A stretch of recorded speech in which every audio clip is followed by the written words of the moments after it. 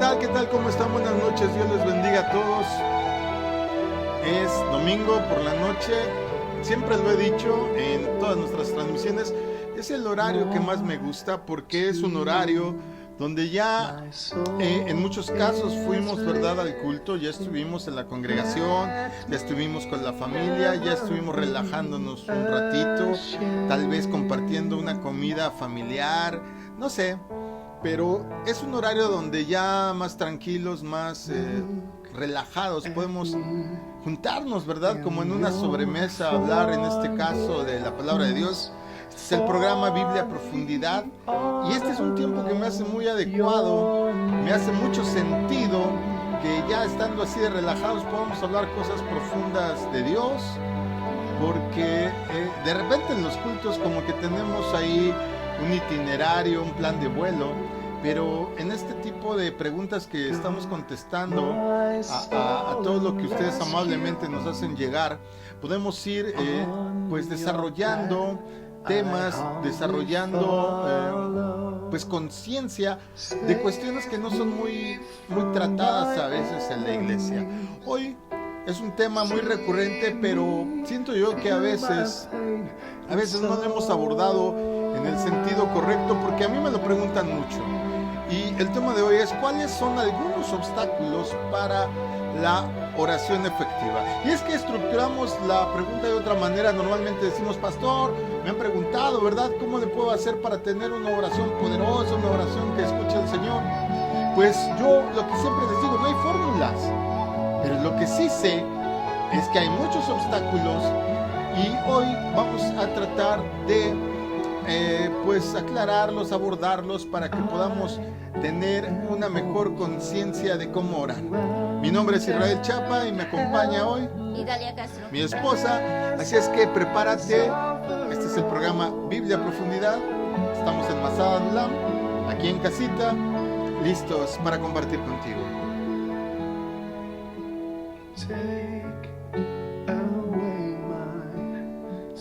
Bueno, quiero comenzar diciéndote que el obstáculo más obvio para la oración efectiva es la presencia de pecados no confesados en el corazón del que está orando.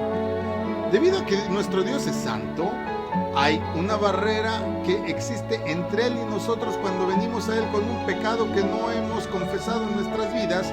Y confesar no me refiero como en la iglesia tradicional que vayas ante un cura, un sacerdote, sino la Biblia lo que dice es que le encubrimos los pecados a Dios, no a los hombres, porque finalmente podemos engañar a los hombres, pero a Dios no. Pero cuando no tenemos el valor civil ni moral y mucho menos espiritual de confesarlo, pues de repente es como si nos pusieran una losa encima, no sé, una especie de cúpula, de domo, que no permite que nuestra oración llegue a Dios. Ya lo decía el profeta Isaías en el libro que lleva su nombre, capítulo 59, verso 2, de esta manera. amén. Pero nuestras iniquidades han hecho división entre nosotros y nuestro Dios, y nuestros pecados han hecho ocultar su rostro de nosotros para no oír. El rey David concuerda con ello. Pues ¿quién más? Este hombre que por experiencia propia, teniendo estos altibajos, yo me identifico mucho con David porque de todos los personajes que nos muestra la Biblia, creo que es el que nos deja ver más aspectos de su lado humano, altas, bajas, decepciones, frustraciones, éxitos, y él precisamente, ahora sí que de primera mano, nos lo dice de esta forma en el Salmo 66, verso 18. Si en mi corazón no hubiese yo mirado a la iniquidad, el Señor no me habría escuchado. La Biblia se refiere a muchas áreas de pecado que son obstáculo para la oración. Pero en específico, para que una oración tenga esa capacidad de comunicación, esa capacidad de vinculación con Dios, tiene pues muchos aspectos que ahí son como piedritas en el camino que nos estorban. Quiero decirte que primero, este obstáculo al que quiero referirme como en primera instancia es cuando estamos viviendo de acuerdo a la carne, es decir, cuando estamos viviendo instintivamente, o sea, casi como animalitos, pues por instinto o hedónicamente, es decir, cuando buscamos nada más cosas que nos satisfagan, cosas placenteras, y no vivimos conforme al Espíritu, entonces nuestro deseo de orar y nuestra habilidad de comunicarnos efectivamente con Dios, desde luego se van a ver obstaculizados.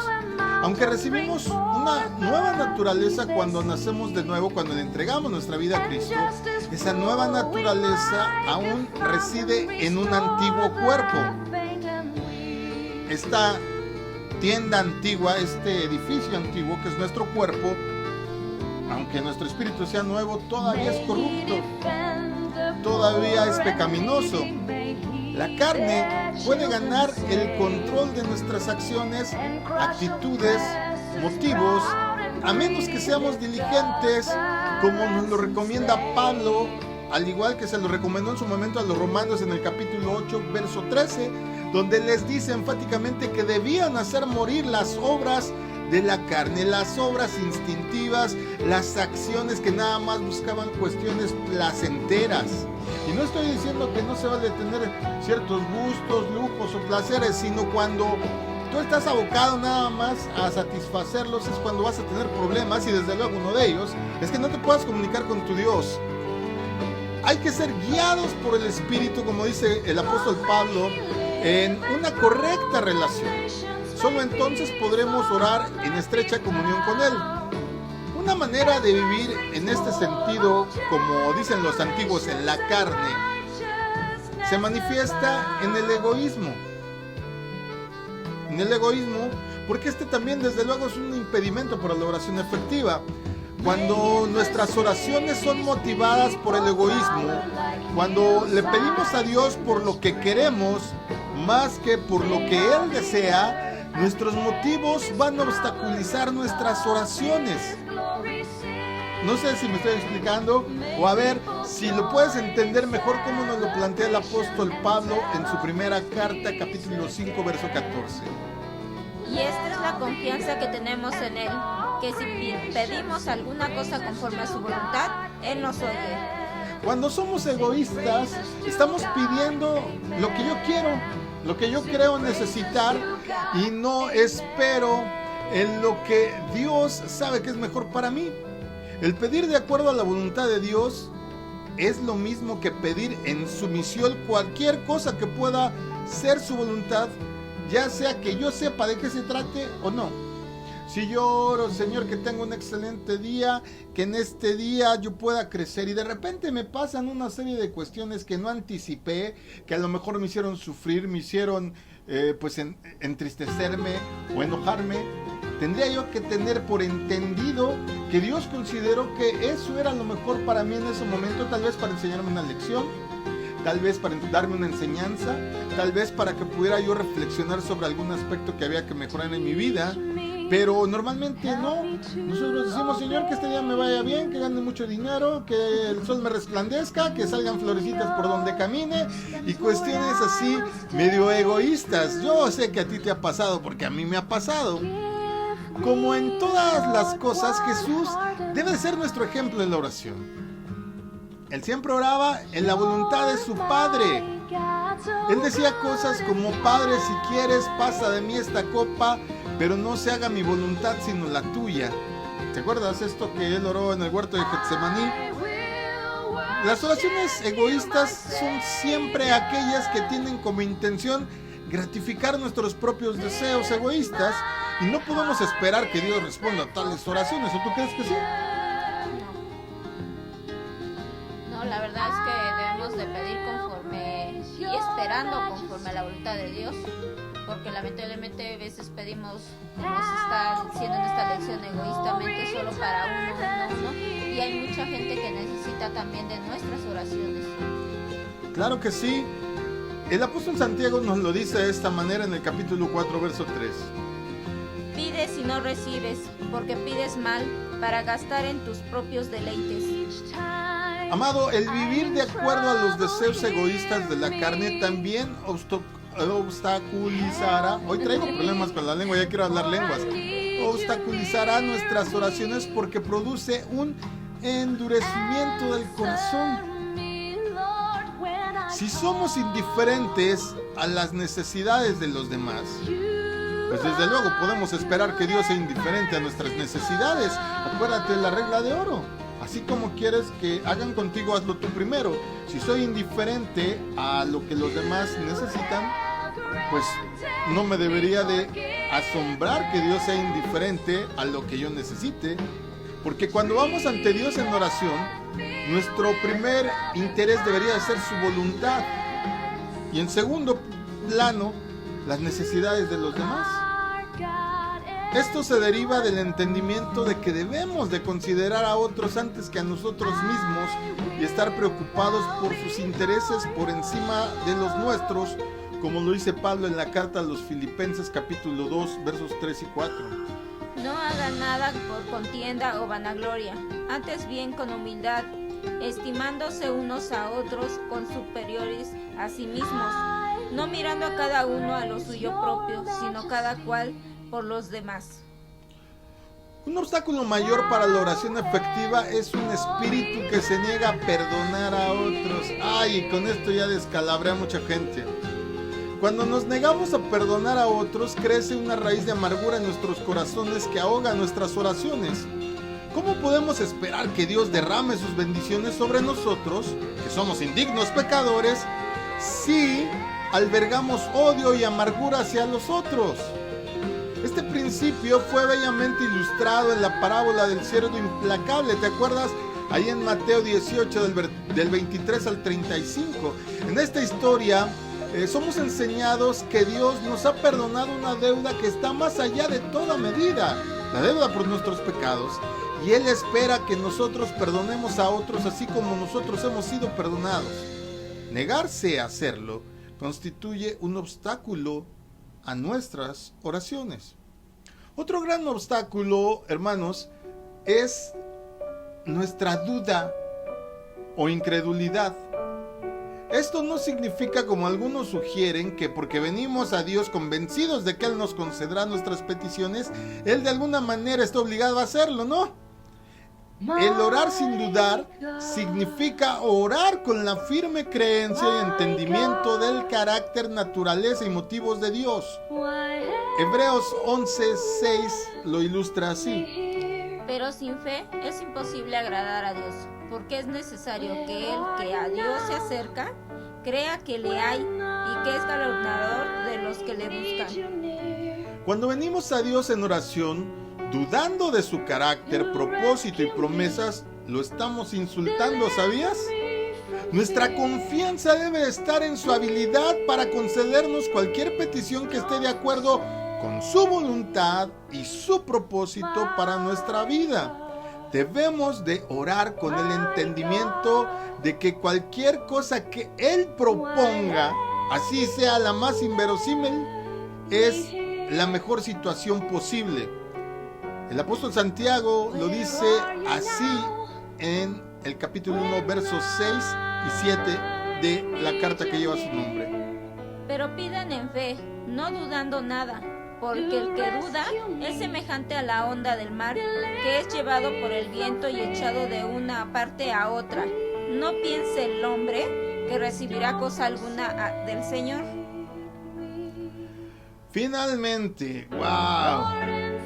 Y créeme que aquí caen el 70% de las oraciones no contestadas. 3/4 partes de las oraciones que no son contestadas son por el motivo que voy a dar a continuación.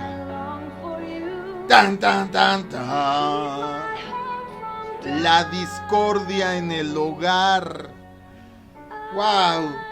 Pedro menciona específicamente esto como un estorbo en las oraciones de un esposo cuya actitud hacia su esposa es menos que bondadosa. Él dice en la primera carta que lleva su nombre, capítulo 3, verso 7, lo siguiente: ustedes, maridos, igualmente vivan con ellas sabiamente, dando honor a la mujer como un vaso más frágil y como a coherederas de la gracia de la vida, para que vuestras oraciones no tengan estorbo. Amado, porque donde hay serios conflictos en las relaciones familiares y la cabeza del hogar no está demostrando las actitudes que Pedro menciona, su oración y comunicación con Dios está seriamente obstruida. De igual manera, las esposas deben seguir los principios bíblicos de sumisión al liderazgo de su esposo. Esto si quieren que sus oraciones sean contestadas, eficaces y no ya ves, tengo problemas con la palabra, obstaculizadas. Ya no voy a hablar tantas lenguas cuando oro, porque ya quiero hablar hebreo todo el tiempo. Efesios 5 versos 22 al 24 dice: Las casadas estén sujetas a sus propios maridos, como al Señor, porque el marido es cabeza de la esposa, así como Cristo es cabeza de la iglesia, y Él es el Salvador del cuerpo. Así que, como la iglesia está sujeta a Cristo, así también las casadas estén sujetos a sus propios maridos. Afortunadamente, digo, hasta para aquellos que ya ahorita ya están casi como pues cómo decirlo, ya todos apachurrados porque se han encontrado en varias faltas de lo que hemos dicho. Afortunadamente todos estos obstáculos en la oración pueden ser solucionados de inmediato, viniendo ante Dios en una oración caracterizada primeramente por la confesión y el arrepentimiento. ¿A quién tiene que venir la confesión? A Cristo. A Dios, a Cristo, claro está, no a ninguna otra persona. Cuando la gente viene y conmigo viene y me pide consejo, me pide administración, yo hago precisamente eso, aconsejar. Pero yo no soy ningún intermediario. Solo hay un intermediario y su nombre es Jesucristo. Entonces, la primera carta de Juan, capítulo 1, verso 9, nos asegura lo siguiente: Si confesamos nuestros pecados, Él es fiel y justo para perdonar nuestros pecados y limpiarnos de toda maldad. Una vez que hayamos hecho eso, disfrutaremos de un canal claro y abierto de comunicación con Dios, y nuestras oraciones no solo serán escuchadas y respondidas, sino que estarán llenas de una profunda sensación de gozo. Cuando hay alguno de estos factores en nuestra vida, de todos estos obstáculos que ya mencionamos, se me imagina a veces que es como cuando en el súper, ya ves, cuando vamos al súper luego y departamento de blancos, y no le entiendes ni cuál era la oferta, ni a quién estaban llamando, ni qué decía. O me ha pasado también cuando he viajado en autobús. Andén número 4. Y dices, pues, ¿cuál horario? ¿Qué? ¿Quién? Entonces yo cuando no encuentro que mi oración sea recibida, puesto que no veo respuesta, digo, seguro estoy hablando como la señorita del centro comercial. Y me ha pasado también en el aeropuerto, una que otra aerolínea ahí de repente tiene que parece que son gangosas las personas. Y no les entiendes nada. Y fuera de que esto que te acabo de decir es chistoso, es pues para hacerte un poco más ameno este espacio de tiempo de enseñanza. La verdad es que si somos honestos tú y yo, ya nos damos cuenta con estos sencillos, ¿cómo decirlo?, antecedentes, porque a veces no son contestadas nuestras oraciones. ¿Te ha pasado alguna vez? ¿Has orado vehementemente y aún así nada más no tienes respuesta? Sí, y te viene la duda de si Dios te escucha, ¿no? Pero en realidad yo creo que uno de esos puntos me faltó o hice mal y por eso no fue contestada. Y aparte también hay que tener consideración, como dijiste al principio, que Dios no está ahí para estarnos resolviendo todo, sino a su tiempo, saber esperar y conforme a lo que Él decida. Claro, hay que tener siempre, y eso yo lo aprendí mucho desde mis épocas donde a mí me tocaba estar sentado y aprender, que una frase que se me grabó mucho es: corrige. Como seres humanos nos podemos equivocar, pero inmediatamente hay que corregir. Si tú corriges, si tú confiesas a Dios, le declaras tu pecado a Dios y te arrepientes. Y arrepentirse no nada más es decir, no lo vuelvo a hacer, de aquí para adelante. No, no, no. Arrepentirte es cambiar de manera de pensar, pero también de vivir. Es un pensamiento y es un sentimiento acompañado de una acción. El firmemente decir, no lo vuelvo a hacer. Todos quisiéramos tener un canal claro, un vehículo pues de la mejor comunicación posible con Dios. Y llegará el día en que ocurra porque lo tendremos a nuestro acceso literalmente.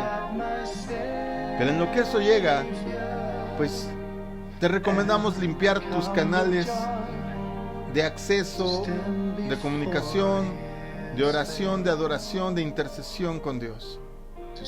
Porque solo así, no solo podrás estar seguro de que Él te escucha, sino podrás saber, inclusive con gozo, porque a veces Él responde que no.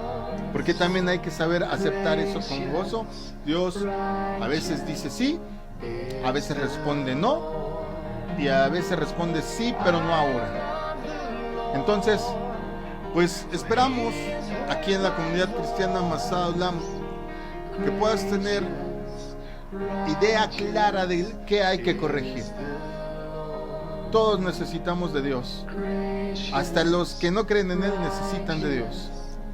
Y qué mejor poder comunicarnos con Él directamente. Mi nombre es Israel Chapa y estuvo conmigo Idalia Castro. Que el Señor te bendiga. Pasen excelente noche. Shalom.